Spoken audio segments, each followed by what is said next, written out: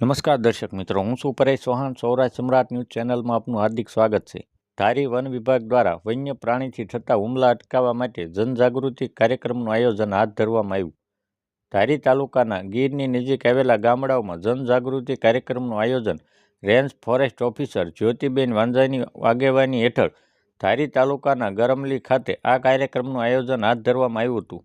આ કાર્યક્રમ હેઠળ વન્ય પ્રાણી હુમલા અટકાવવા માટે લોકોએ શું તકેદારી રાખવી જોઈએ તે બાબતને લઈને વન વિભાગના અધિકારી દ્વારા લોકોને વિશેષ સમજણ આપવામાં આવી હતી.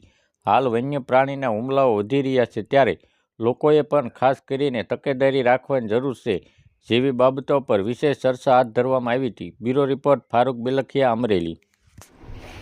હાલ તો લોકોને વન્ય પ્રાણીના હુમલાથી બચાવવા માટે મારી રેન્જનો તમામ સ્ટાફ અવેરનેસના પ્રોગ્રામ કરી રહ્યા છે, તેમજ જનજાગૃતિના દરેક ગામડે જેટલા પણ ગામ આવેલા છે ધારી તાલુકાની અંદર દરેક ગામમાં અવેરનેસના પ્રોગ્રામ અને જનજાગૃતિના પ્રોગ્રામ કરી અને લોકોને વન્ય પ્રાણી વિશે માહિતગાર કરવામાં આવી રહ્યા છે. મેડમ, ગેરકાયદેસર લાઇન શો કરવાવાળા વિરુદ્ધ શું કાર્યવાહી કરવામાં આવે?